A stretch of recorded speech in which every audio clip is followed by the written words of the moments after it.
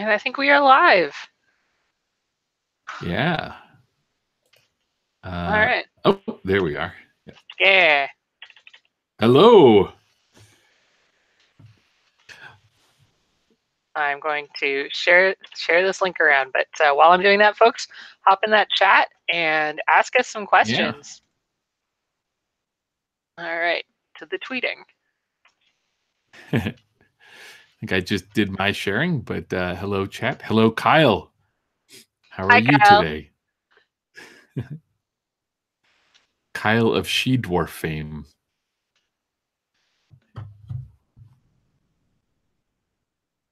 Yeah, I'm just sharing some things too, just to make sure. Or I'm trying to. There we go. Opening windows. Good radio. Yeah. Thanks for joining for this good radio. Much appreciated. I was just everywhere. Yeah, I was just telling Shel that I spent all day yesterday trying to record a video for this Kickstarter. I will lament the new performative age that is now upon us. But I also got to see Shel's thumbnail for this album cover, and I got to tell you, I have never been happier that I'm making a thing in my entire life. That makes two of us. Super excited. Yeah, this is going to be Wolfy. It's going to be metal, proggy. It's going to be gorgeous. I think we talked about this before. I had seen an art exhibit in Emily and I went to, I can't remember where it was, but somewhere in Pennsylvania. We went there specifically to see this art exhibit called Imagined Realism or Imaginary Realism. Nice. Yes. Oh. Yes. Okay. And it's this. It's the. And you can, being more art learned than I, you can absolutely correct me on my definition here. But the idea is it's about art that is somewhat realistic in presentation, but clearly about imagined subjects, right? So this is where most illustrations sit. It's not Norman Rockwell, because Norman Rockwell is ostensibly painting real people, but it is born out of N.C. Wyeth and Howard Pyle, but then Frazetta, yeah, and Donata Giancola, yeah, Boris Vallejo, Julie Bell, people who are painting fantasy and sci-fi art with photorealistic or realistically inclined approach. So people that are trying to make you feel like you're physically there with their art, even when there is completely impossible and magical and amazing and made up. Which is pretty important stuff to me. That's where I like to be. Yeah. Well, the thing about it that was interesting to me, and it turned out to be vital to my career, was we got the tour of it. So the tour guide actually took us to, not straight to the exhibit, but went to the first thing she showed us was it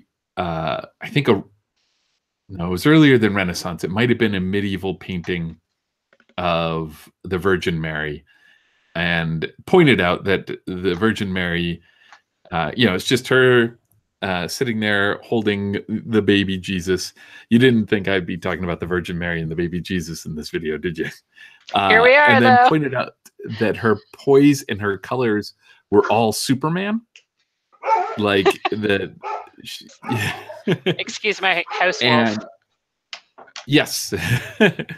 And then took us to this abstract sculpture of this crow, and showed us this, and told us about how this stuff was Emily mentioned in the chat is the Allentown Art Museum. Yes, that was where it was, in Allentown, Pennsylvania.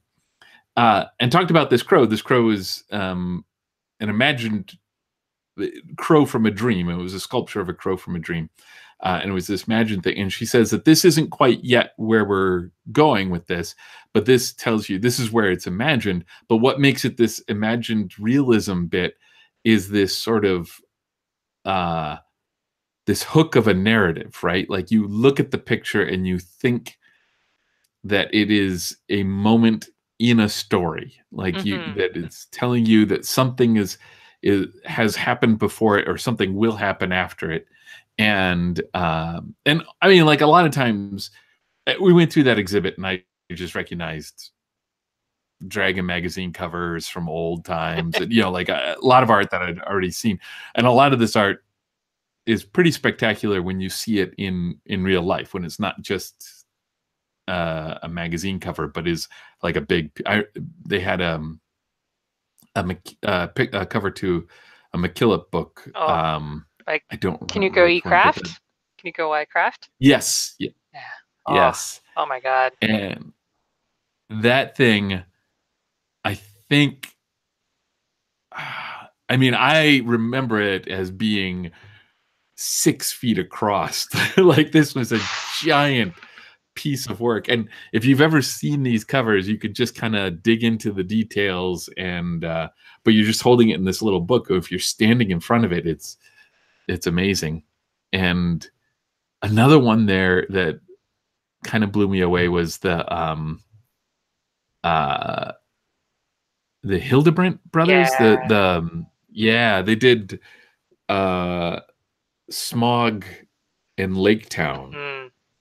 And I actually saw it from across the room and it just stopped me dead, which is weird because it's a picture I had seen so many times. And anyways, I guess what I'm saying is, and why I'm thinking about this, is that being able to participate in this way, this genre with this particular object that's being created. Obviously, you're doing all the work that brings it into that genre. But what drew me into role-playing games in the beginning wasn't the concept idea of a role or the abstract concept of a role-playing game. It was seeing the covers, right? Like you look at them and you're like, I want to be in that world. I want to play in that story there. So this is exciting. Well, it's super exciting for me. One of the things as you sort of work your way along as an illustrator in RPGs is like looking for those opportunities to make something that really sings with exactly what your interests are. And I can't express quite how much we've hit all of the notes here. I'm trying to remember when you first mentioned that this was a thing you were thinking about, but it's been like hovering in my brain since then. And that was, I mean, at least a couple of years ago. It was absolutely like a thrilling opportunity, really, like exactly. And part of it is because like I love this genre of art. It's so important to me, and it's like I don't know, I didn't get into RPGs until my mid-20s. I just didn't have any idea that they existed. I had such a really vague concept of what Dungeons and Dragons was as a kid and a teen. But despite that, I still had, I think it was a second edition D&D cover as a poster on my wall, because they took the logo off and it was just a wizard fighting a dragon, and there's fire and smoke and bubbles and space, and like that was what I was here for. Yes. So it was a easy slide into a comforting, warm bath of very nerdy stuff.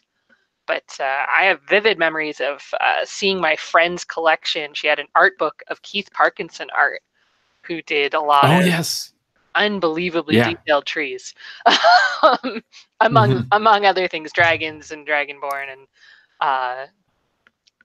if you bought a fantasy novel in the late 80s, you probably have seen Keith Parkinson art. If you've got D&D, I think 3rd edition is when he shows up.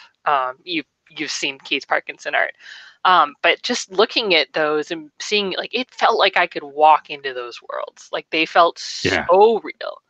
His attention to detail was just incredible. And that was really, I think, the moment where I was like, but what if I could make art like that? And some of my career has been admitting to myself that I don't want to be a photorealist, that I can sit and do the studies, but I don't know if I'll ever want to paint things that look like Boris Vallejo or Julie Bell or Donata Giancola levels of detail. It's just not my jam as a creative person, but using those skills to make something special is forever going to be where I'm at. So I'm doing these studies. None of these studies are going to give you a completely accurate read of what the style of the final painting is going to be, but they're all teaching me things about wolves. And that's what I'm doing right now. So yeah, but I have to admit that, like, that show, I heard about it and I have such envy that you got to go. So hard to justify getting down to Pennsylvania from Toronto for an art show, but the Allentown Art Museum puts on incredible shows. I don't think they're that far from the Frazetta Museum, which, like, is where you would go to see Frank Frazetta's work. Much of it still being owned by his family and estate and being on display in this amazing museum that they're running. And I want to do that so badly. Yeah. We have not too terribly far from our house, we have the Norman Rockwell Museum. Also an amazing museum of illustration. Yeah, and we've gone there, I think maybe 4 times. I know we went to see an N.C. Wyeth exhibit, and then I'm blanking on his name now. A living artist here, the guy who did the Spiderwick Chronicles, and I have his art book. Yeah, he's done a lot of, like, second edition AD&D art as well, and oh man, okay. Well, I'm just looking for the book. He was there. Tony DiTerlizzi? Yeah, that's him. Yes, that's him. Yeah. Yeah. And he was there, and they did a showing of his stuff. And one of the really cool things about it is that they put up his childhood drawings of like, he went through the original monster manual and just did his drawings of the monsters as a kid, and they had those up there, and those were gorgeous to see. They were far better than I am currently capable of, but they were like, it was just, it wasn't that he was born talented. It was that you could see his love of the love of the art there, and you could see him learning and working with it, and that was just a really neat exhibit. I got to buy his work at Gen Con and meet him there, and he stands out in D&D as one of the last D&D artists who wasn't pushing that photorealism that's so big right now in D&D, which is still really cool. His approach is one that they haven't really returned to, but his art is so wonderful and beautiful and vibrant. Just absolutely love it. One of my lifetime goals is to see Jeffrey Catherine Jones' piece in person, because her work is some of the moodiest stuff out there in that whole genre, I think, and very, very much my jam. There was one there at this at the Allentown one, and I'm trying to remember which one. I think it might have been one of the covers to the Fritz Leiber, Pfaffert and Grey Mouser stuff. I cannot remember which one it is. There's you know how to find me. There's like a 10% chance that I have this book within reach. I have several of them right here. Was it The Boat? That's one of my favorites. That's what I was thinking it was. No, the book I'm thinking about though is not the Fritz Leiber one, but is the one from the museum with all the works in it. Oh. The brochure, whatever they call those things. Well, it's not in this room, but it's in one room it's within 10 feet.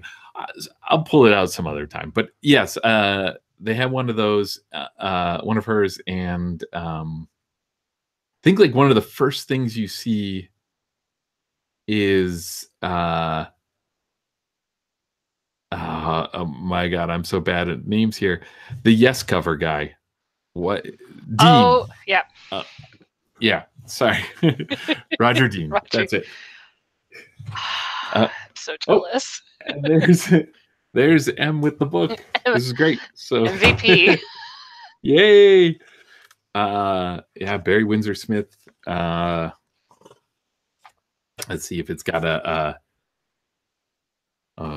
Gustav. Oh, good. They're in alphabetical. If you're listening along, you're probably going to get the most out of this chat by opening up a Google image search window and typing in these names. Yes. But like all of these people like created a genre of art that like really wasn't getting a lot of museum attention. Up until the Allentown Museum started putting on these exhibits, I don't think there were very many opportunities to really see these together. The closest thing that I've seen in Toronto was the Del Toro exhibit. Gosh, I'm sorry for all of us tonight, folks. I'm drawing a skull and it's complicated. So the Del Toro exhibit was full of this incredible collection that he'd made of his art, and that included incredible work. He had Beksinski's. I never in my entire life thought I would get to see a Beksinski painting in person, and there it was hanging in my local art gallery. And they're so intense in person when you see them, and the colors are doing all the things that colors can do in oil paint that you can't reproduce on paper, you can't reproduce on the screen, the translucency and such. But he also had these gorgeous concept art pieces by Ivan Earle, who worked on Sleeping Beauty for Disney and was also just an incredible illustrator in his own right. And his work has such distinct light and shape in it. I can't recommend it enough if you want to learn about how to communicate what a landscape feels like with incredibly minimal information. It's just knockout stuff. Absolutely knockout stuff. I lied. It wasn't one of the Fritz Leiber covers. It was. It's called Messenger of. Oh, I'm not going to be able to pronounce that. I'm going to hold this up to the camera, and we're going to get the least flattering image of it.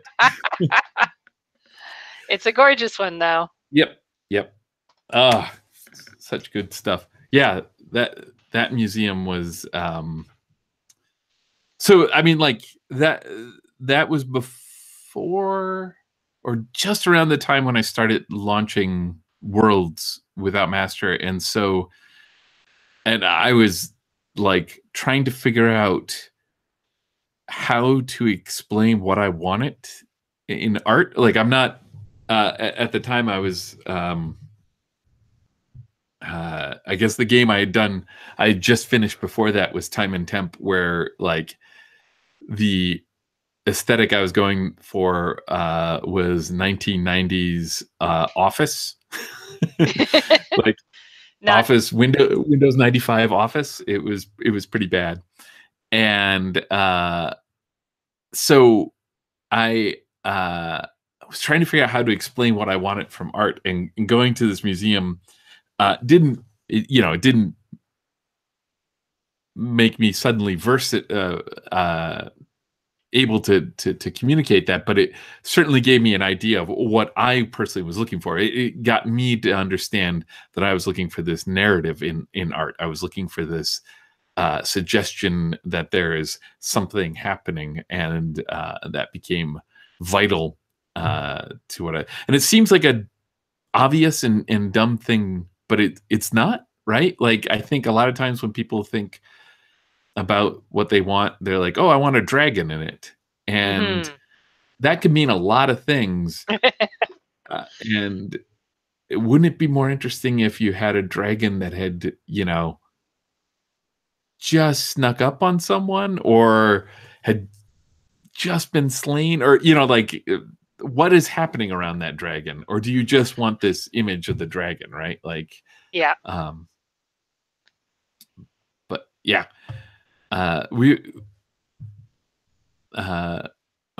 just reading the chat here. Sorry. Yeah, Kyle, I'm also hugely jealous of that Ivan Earl show you got to see. And I suspect you're right about Arnold Bachlin. Bachlin? I'm not sure what the umlaut does. But I absolutely agree that there's definitely a line. Whether it was conscious or not, I guess we'll never really know. But there was something in the water that they were all sharing. Hey, Daniel, thanks for joining us. Yes, good Wolfie evening to you. I've been stumbling over my Wolfie adjectives. Lupine works, but it doesn't sound right when you say it out loud several times in a row. Yeah. Did you say it enough it lost all meaning and became abstract sounds? Yes. Yeah. I did. That's not Lupine's fault. No, it's not. But yes, I went with wolfish, going back and forth on wolfish, wolfin, which is not really a word. It's a place or a movie. But I'm all about inventing the words you need. Yep. One of my friends does a series of art. Their name's Svei, and they do a series of art called The Wolf That Only You Can See, and they use they use wolf as the singular occasionally for that, and I find it delightfully moody and spooky. Yes. Though I don't think we should steal that in particular, but no, making up words is great. Yeah. And I recommend it. And that art series is wonderful too. Yes, it is, Daniel. You're right. It is. Wolfen is a race from the Palladium fantasy role playing game. Yeah, there's the wolf only you can see is great. Oh yeah, no, Svei's fantastic, and they are very spooky, and sweet and cute and strange, and I love them. Am I talking about Svei? Am I talking about their art? Who knows? Svei, if you're listening, hi. Yeah, there's a bunch of fun scientific words that we can explore. Obviously, like wolves are caniforms. In, you know, in canis and canid, canine. Canine doesn't just mean dog, though obviously we now mostly use that word to refer to dogs. There is the Terry Pratchett theory that if you are part wolf and part human, you're really just a dog. Torn between the human concerns and social structures and wolf instincts and wolf equipment for navigating those things. But yeah, caniform. Yeah. Speaking of which, if you want to know which are the canids, they're these big teeth. And in humans, we call them canines. And we have them, and many mammals have them. And ours aren't quite so striking. No. But I think we've discovered a wolf skull in this wolf skull. I'm going to call this one done. I guess we're almost at the halfway point, so good timing. Yeah. Well done. Yes. Yeah. So I think it's time to do a skeletal study, which is going to let us explore proportion and try and figure out how wolves, whoops, wrong layer, wolves actually move. Yeah, it's interesting.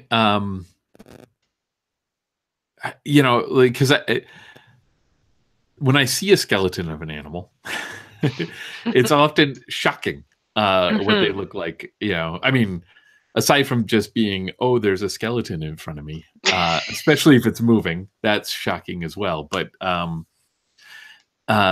it's sometimes hard for my brain to abstract out to the fleshy beast that would go around it. But it definitely is useful in the art process there?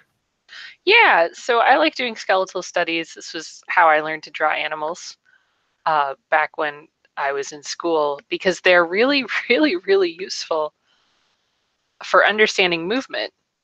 Mm-hmm. So when you're looking at an animal and trying to understand how its legs move and such, and here I'll pop up on here with a smaller pencil.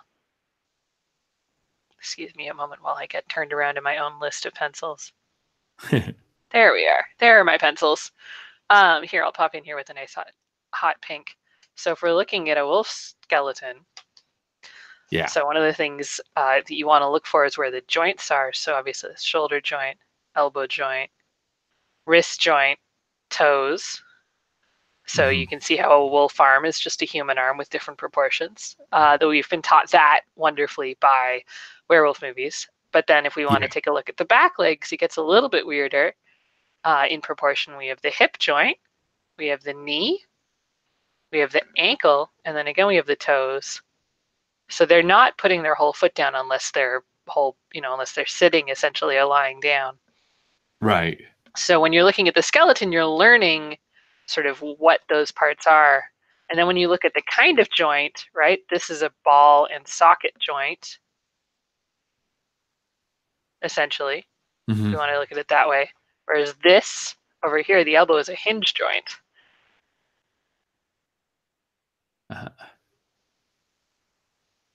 So when we're looking at that, that's telling us how that whole limb can move. So I'm not making it bend in a different way. Right. Elbows are really neat because they have this, which this is where a lot of muscles attach, but it also blocks the leg from going any further than a certain amount of straight. So having that in mind allows me to keep the accuracy of wolf movement in my head while I'm planning out the poses. It's still important to get reference once you have a pose, but sometimes the reference won't be exact and you want to make sure you're not breaking reality. One neat thing that I really like about skeletons is that forearms often have these two bones separated. And so if we zoom way the heck in, you can actually see the gap in there. So that's our radius and our ulnar, and we have the same two bones in our hands. So if you're watching this and you're finding that creepy, hold your hand out, palm up, and put your hand kind of around your wrist, and you can feel the two bones there. And then around your elbow, that the part of your elbow that sticks out underneath, that's one of your bones. And now you can follow that along, and it goes all the way to your pinky. So if you put your hand straight up and down, like you're going to slide it between two vertical bars, you're going to be able to feel that bone go all the way to your pinky, which means that there's another bone that's going from your thumb to the elbow, and that bone rotates over the ulnar. So if you twist your hand back and forth and you sort of grip the middle of your forearm, you're going to feel that bone twisting over and back and over and back. And that's called a certain amount of rotation within that joint. So when we look at wolves, they also have these two bones, which means they do have some ability to turn their hands up a bit. And they're not hands, they're paws, but stay with me. So that's why we can see a dog sort of digging or pulling things towards itself. And with wolves, that's also a possibility. They don't have a particularly large gap in there, and you can see both of these bones have a wonderful bend to them. The rotation is limited, but seeing that gives me that information when I'm drawing, which is pretty cool. If we look at their back legs, we'll see that they barely have a second bone back there, which means that they're not really rotating their back legs with the same kind of complexity of movement that they are with their front legs.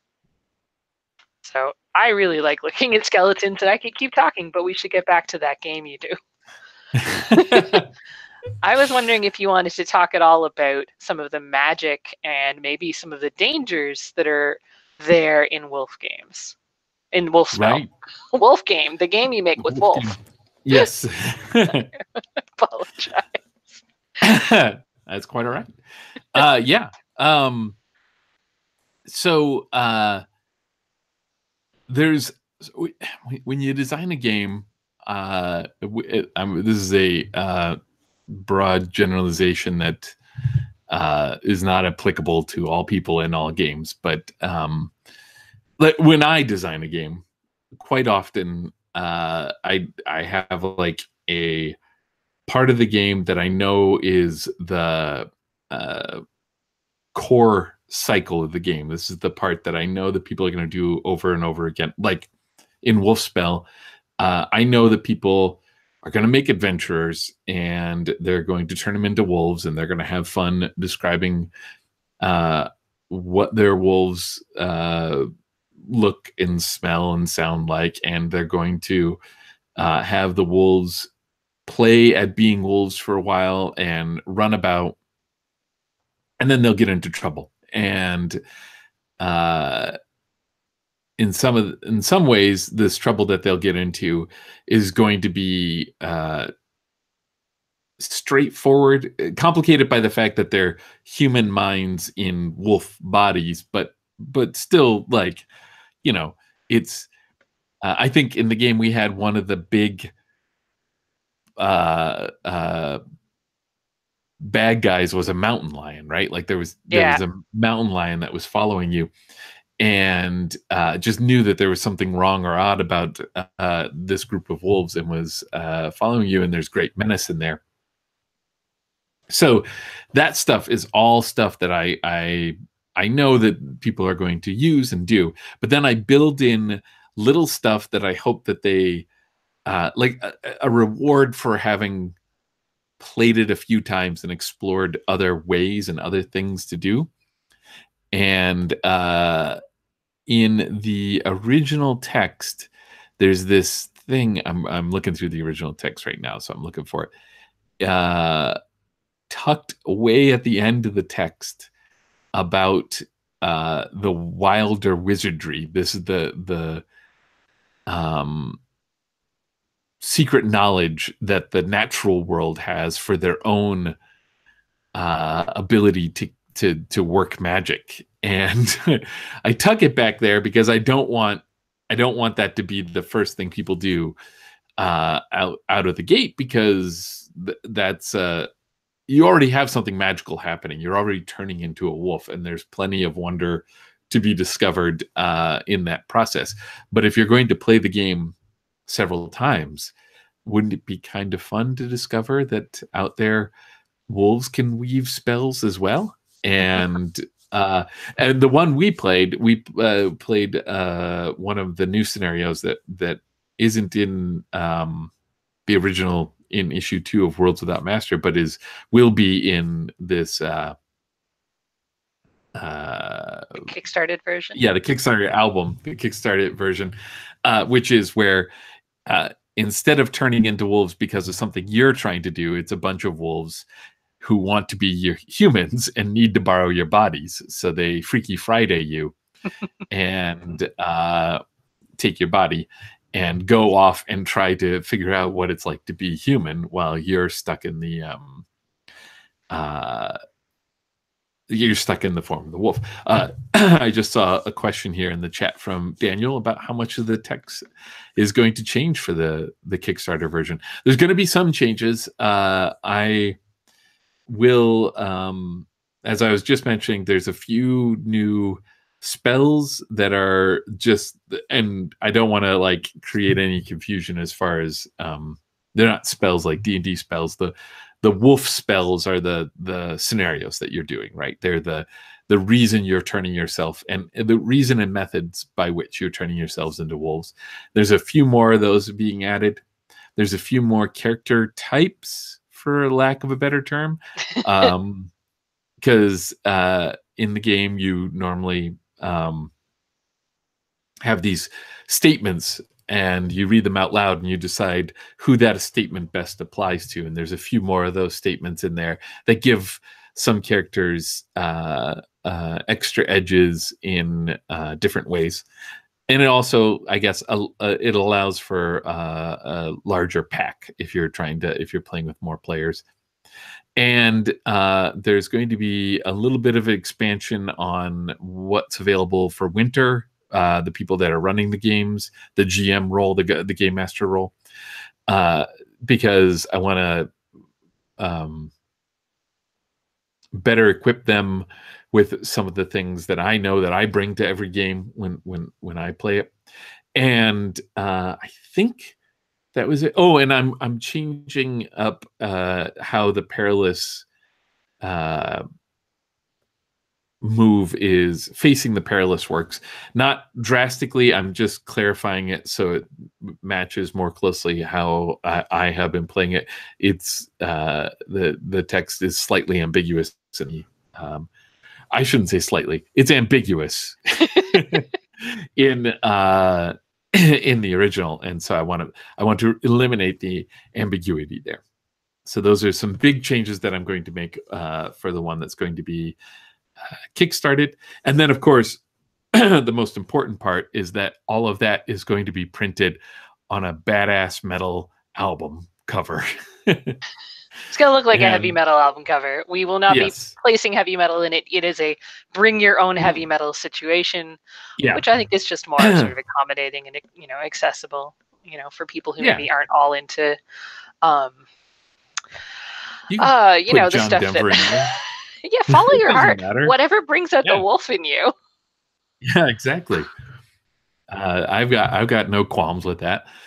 And yeah, so, and one of the things that I do want to work on a little bit is maybe punching up the this wild magic bit a little bit too, because I think that that's going to, like I said, I want to reward multiple playthroughs. I want people to play the thing and then say, okay, cool, but what about this spell? You know, like what if we instead were cursed by a relic? Or what if, you know, let's see what these other things are.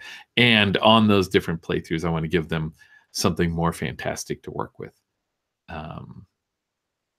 So yeah, that's I think that answered the question there. So speaking of playthroughs, yes, you're actually going to be playing this weekend, aren't you? I am indeed. Sunday morning, we'll be doing. Sorry, I just read.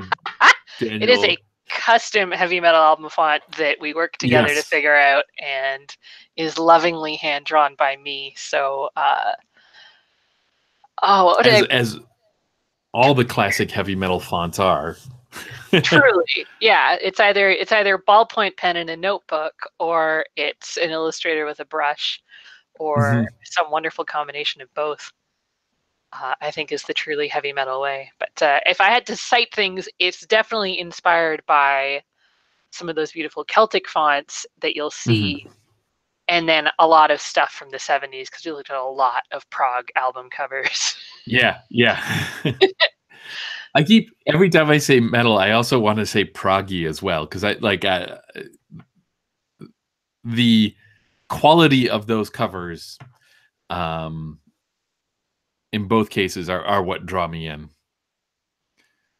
You know what it reminds me of is Budgie. Yep, that is a fair comparison. Yeah, we've got, well, I mean, it's an animal name. It's a little bit magical realism. Yes. Maybe a lot. I don't think we're that far off genre-wise. Yeah, I think we're good. Yeah, nailed it. High fives. I'm drawing a wolf scapula. Nice.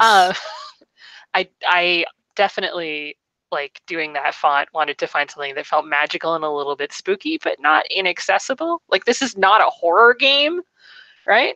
Yeah, we didn't want it to feel like you're buying the tabletop RPG version of Immortal's first album. Like, that's not the goal. So I think prog is a wonderful sort of touchstone, because prog music and prog album covers are so much about place. Like, you're going to a magical place when you listen to this album. You're going to a magical place when you play this game. Yes.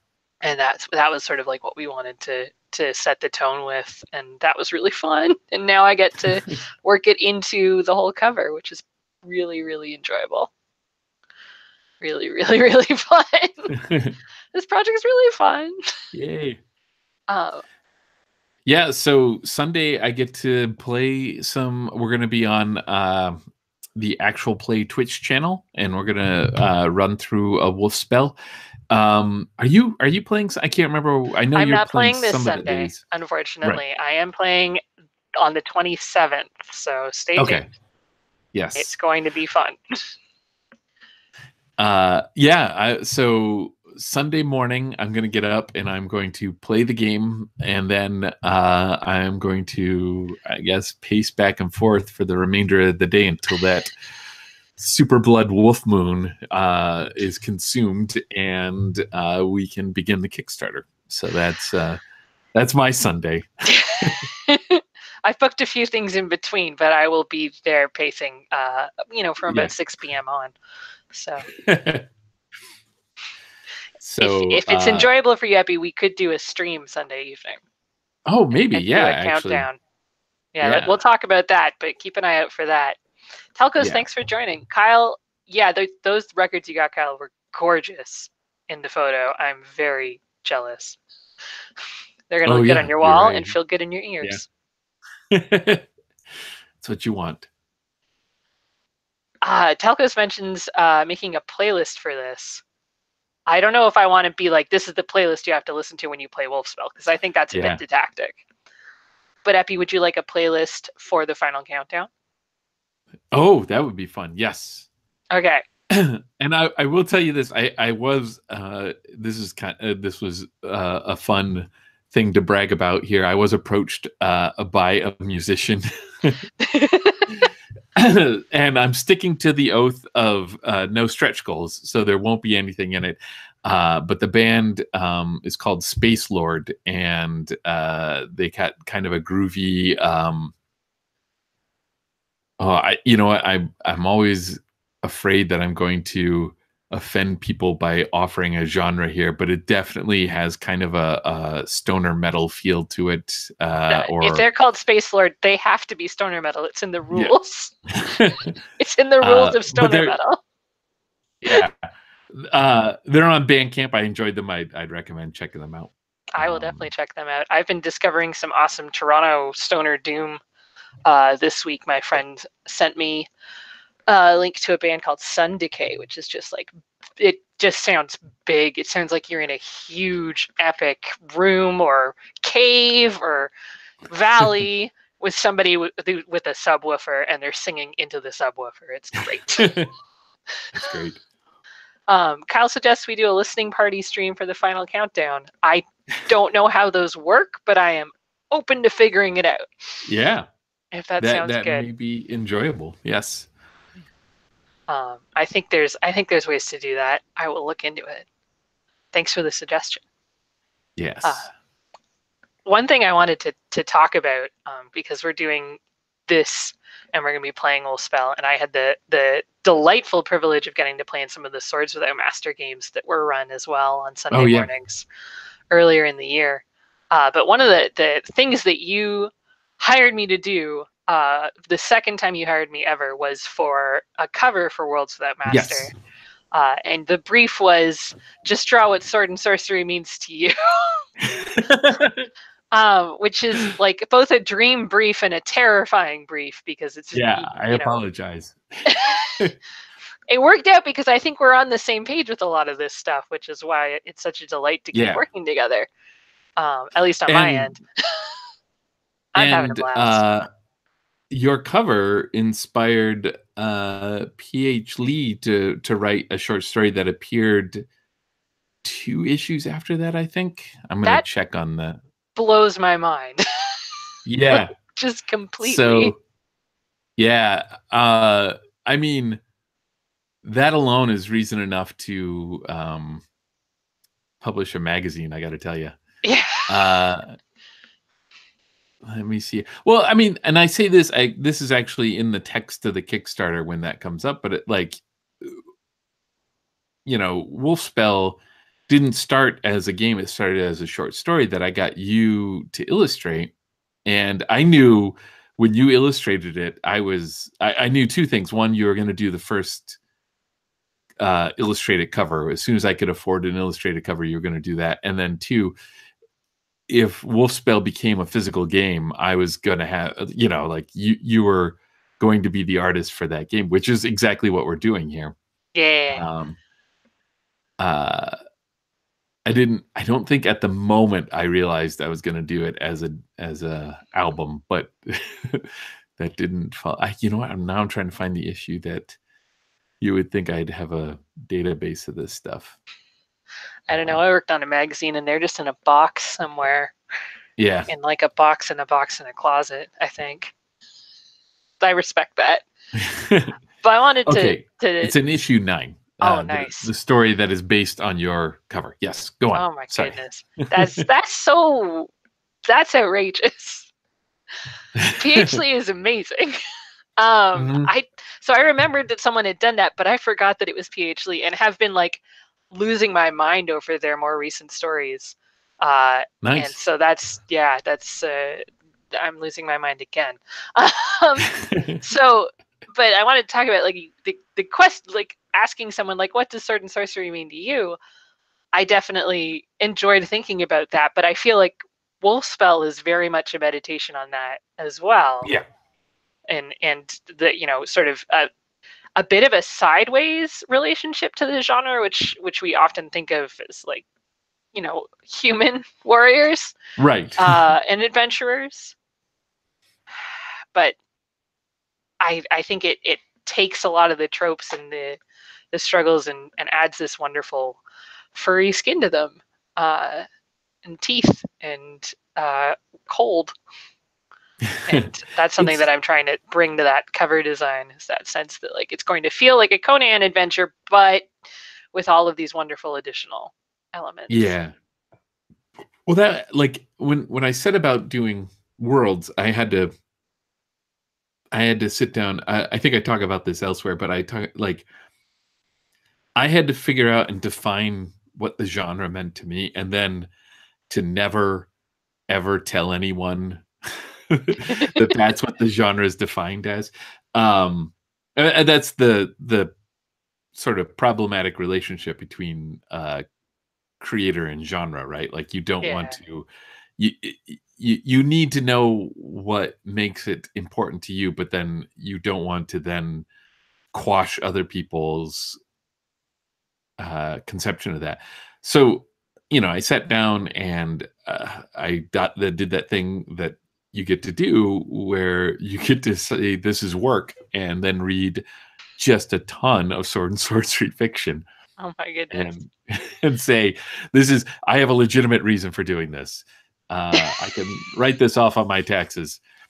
And so I just consumed a bunch of it. And one of the things about the genre that is, one of my favorite things about the genre is how utterly elastic it is, as far as, like Conan is probably the most iconic one that people think of when they think of sword and sorcery. Like that's the first character that pops in their head. And obviously if you generally just hit the genre via movies, there's Conan and then all of the sort of barbarian movies that followed after that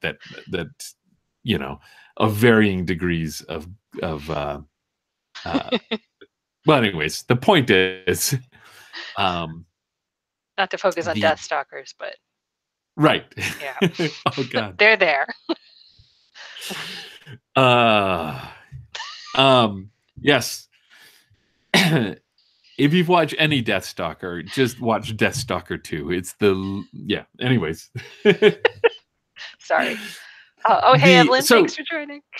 Oh, hello. Yeah, but Conan, meets an alien. Spoilers. Like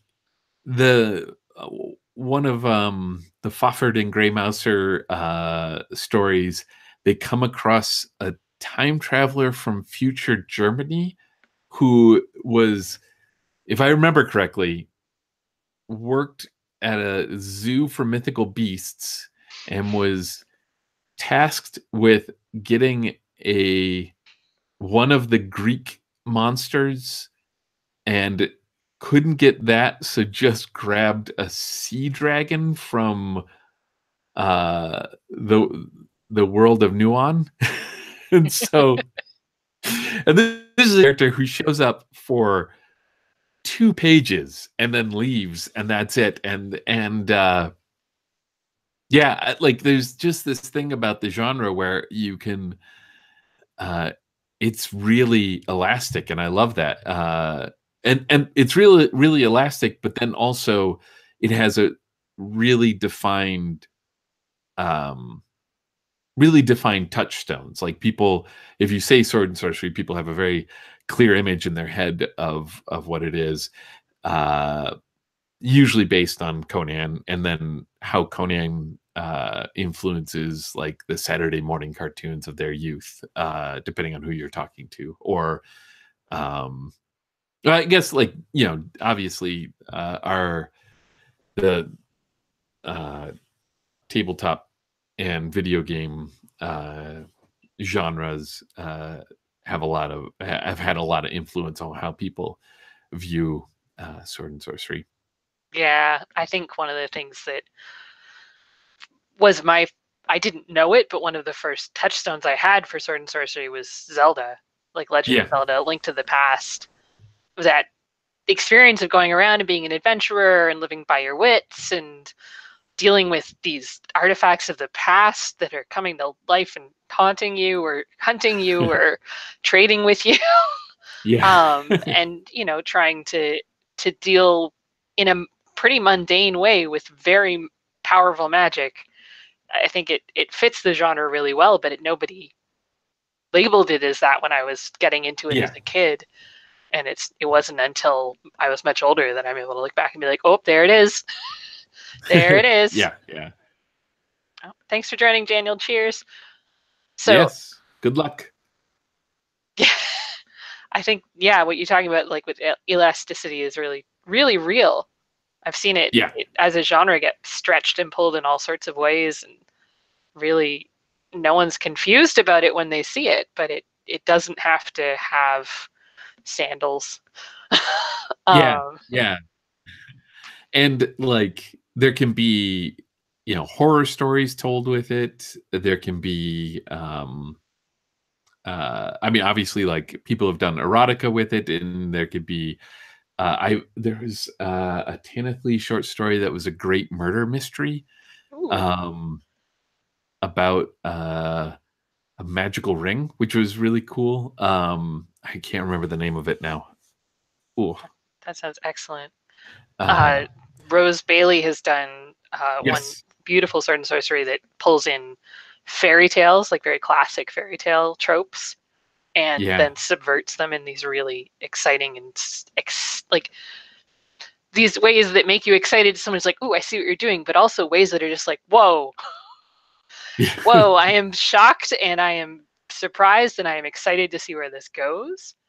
And I absolutely love her Sasha stories for that reason, because they take that, a lot of the trappings of fairy tales, and they take them into the world of sword and sorcery.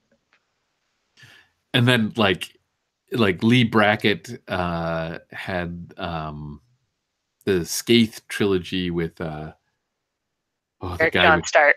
Yeah, sorry, I couldn't remember if it was John Eric or Eric John Stark. Eric John Stark. Yes. I recently reread those, and yeah, I mean, they're sci-fi, but they're sword and sorcery, right? Like, they're it doesn't matter that there's a rocket ship. She doesn't really show up until the third one, but rocket ship is pretty much useless for 90% of that story. No, they're very sword and sorcery. It's very one person against a lot of confusing, unknowable, ancient problems. And it definitely has a lot of the same themes in it that Conan has, of sort of like a purity of the outsider, like the wisdom of the outsider, which can totally get warped into a white savior narrative, and is not. I'm not saying these things are not potentially dangerous tropes, but the idea that there's sort of a way to get wrapped up in your urban or your national or your planetary concerns and be unable to see the long game or see the long knowledge and know what's coming is I think a bit of a theme in Sword and Sorcery, that it takes someone from outside to help see the problems, which I think very much is present in D&D. Yeah. That you show up in a place that's having a bad time and then you fix it. I actually saw some people talking about that earlier today, and it really got me thinking. I participated in a weekend-long Boffer LARP experience at one point, and very built around the sort of D&D model. But the people that did this is called oh man, why am I blanking on this one? Oh, anyways, I'll tell you. You go there and you have a party that you're a part of, and there's like a tavern that you keep going back to, and you go out in the world and you blah blah blah. And after that weekend of doing it, driving home, Emily was doing it too. We stopped. We just had to eat, and the only thing open was an Olive Garden. We stopped at this Olive Garden, and we sat down. And while we're waiting to order our food, I had to keep reminding myself not to get up and go to other tables and talk to people to find out what the problems are, so I could solve it with my sword and magic. It's a really tempting worldview, though, isn't it? Yes, it is. It is. Otherworld is the name of the thing. Emily dropped that in the chat, and also Kyle said in the chat here that there's a direct line from Lord Dunsany to Zelda, and he's going to prove it one day. I look forward to reading that paper. Kyle, you are in an academic context. I am delighted to see your research / make suggestions. I want to hear this very badly. Yes, and yeah, fixing problems via stabbing is a time-honored D&D tradition and a time-honored Sword and Sorcery tradition. All right,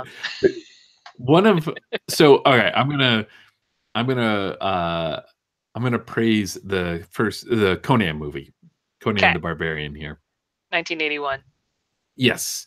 Yeah. Yes.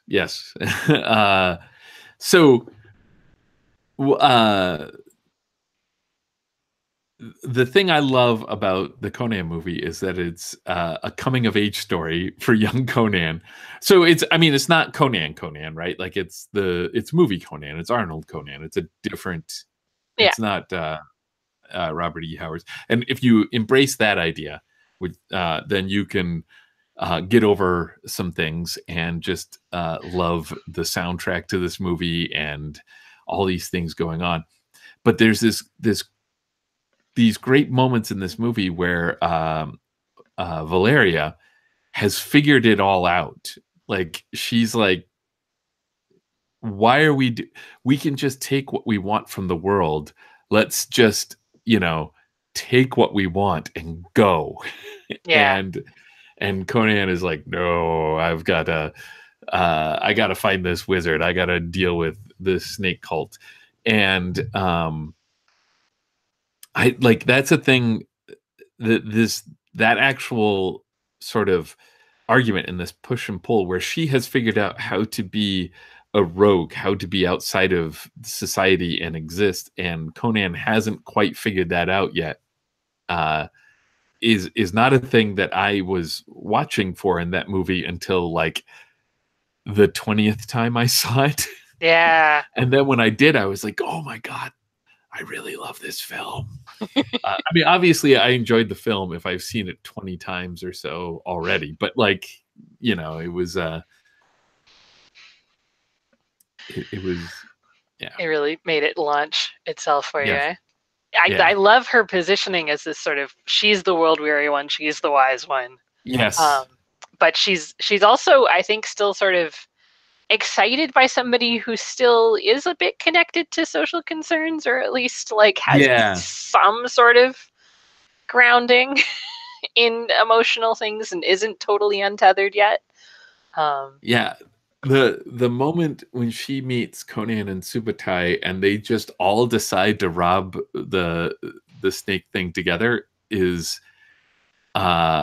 is an amazing moment. It's like they because they're both, all of them are, Conan and PbtA are going to rob it, and they don't bring any of the materials that they need. Yeah. And she goes to rob it, and that's how they meet each other. And they're like, "Well, I guess we're doing this then. This is we're We'll work as a team. Oh, it's working out." Yep, this is working out. I love it. So I think most people in the chat tonight probably already know this about me, but I'm also a big, giant, shameless Conan nerd. And I think there's lots of ways you can apply the things you learn from Conan to your everyday mundane life. And if you are ever curious about that, you'll want to go to bicrom-comic.com, where you can also seek the wisdom of your favorite barbarian. And that is buy as in B-Y, not B. Yeah. No, you're not shopping. You are yelling. Yes. By Crom. Go read it if you feel lost in this overwhelming world of civilization. So one thing I'm doing right now is I've done the skeleton. I did a really loose sort of musculature over it, and now I'm laying in the fur pattern just as a mental exercise to be like, how does wolf? And one of the things that you'll notice this, especially about caniforms, which is like wolves and bears and seals, and I think you'll notice it in big cats as well, and definitely in house cats.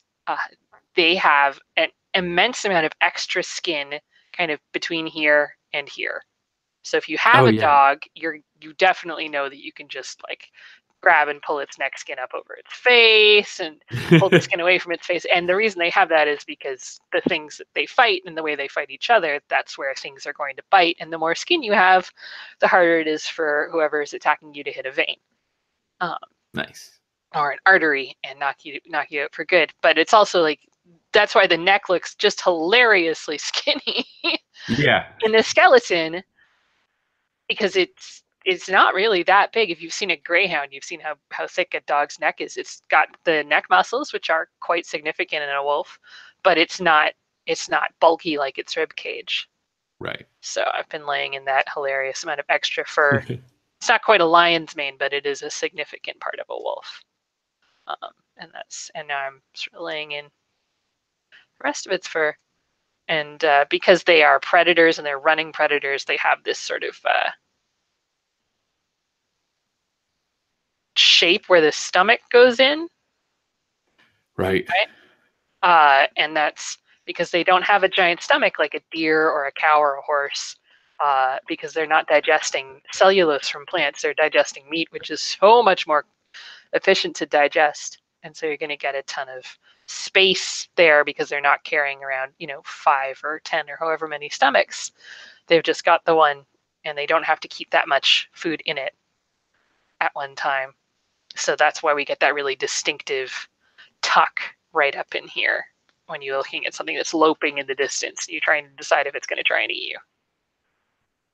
I just the other day I retweeted this, but I think it was a tweet from Andy Richter, who's watching Planet Earth 2 or one of a nature show of some sort.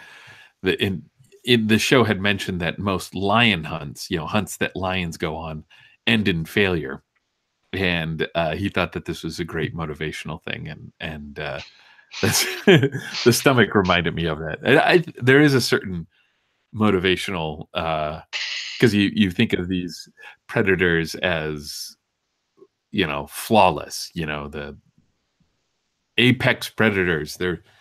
But no, they only have to win every so often. They don't have to win every time.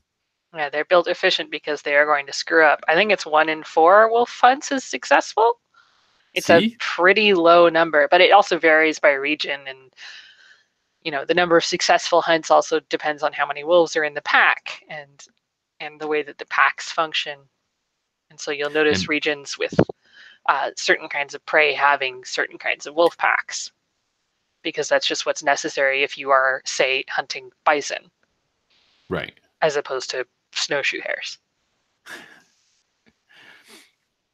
and you have to roll a high wolf and a low blood in order to accomplish that. Yeah, I don't know if I recommend hunting bison as a thing to do in a tactical sense, but it sure is entertaining to watch when you see a bunch of wolves who know what they're doing. Behave very, very frighteningly intelligently in that particular situation. We are probably right at the end. I wondered if you wanted to talk for just half a second about sort of like how many players should play Wolfspell at once and what size of pack you should bring to the game. Yeah, so I'm right now looking, because I'm usually pretty good at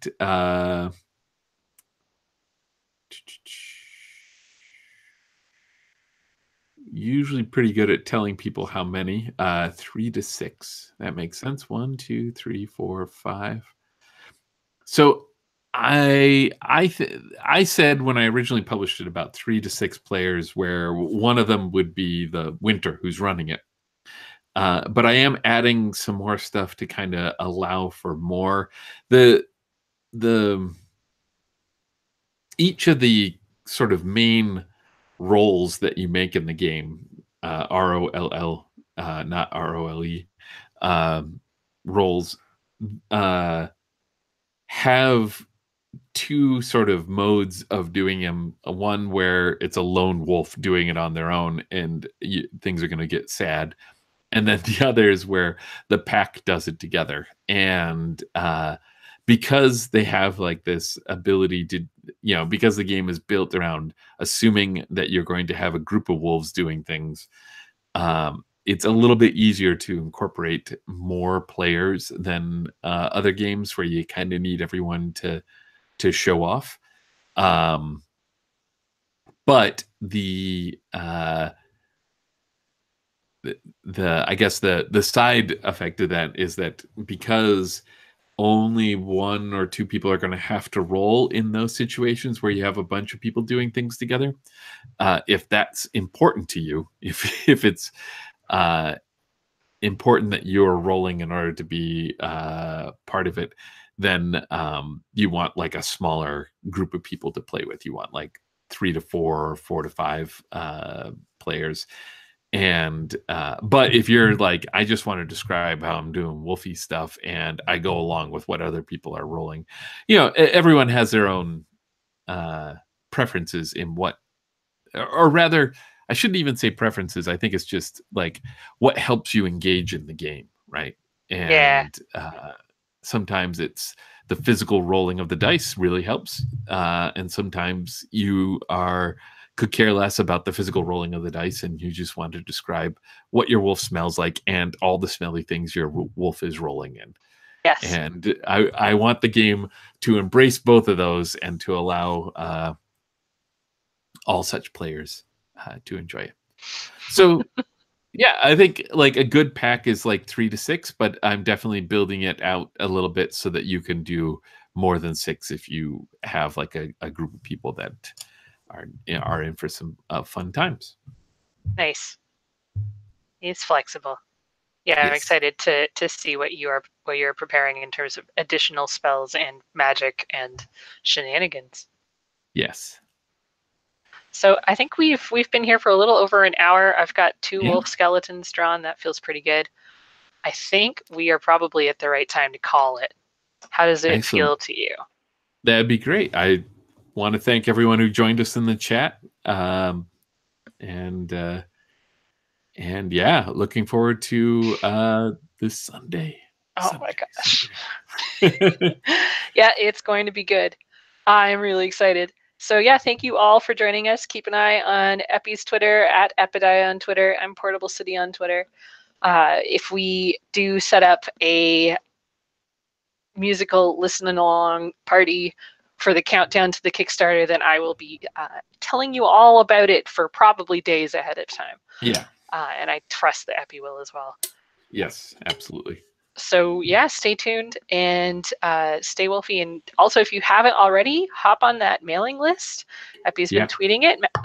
And that way, say you do other things Sunday night, just before bed, you'll get that little ding. It's the Super Wolf Blood Moon, and you can hop on Twitter and get your copy right away and not miss it at all. So that's what you should probably do, really. But yeah, thank you so much for joining us. Thanks for listening to me talk endlessly about wolves. Epi, thanks so much for all of your sword and sorcery knowledge and wisdom. And yeah, we'll see Thank you all on the other side. Farewell, folks. Bye.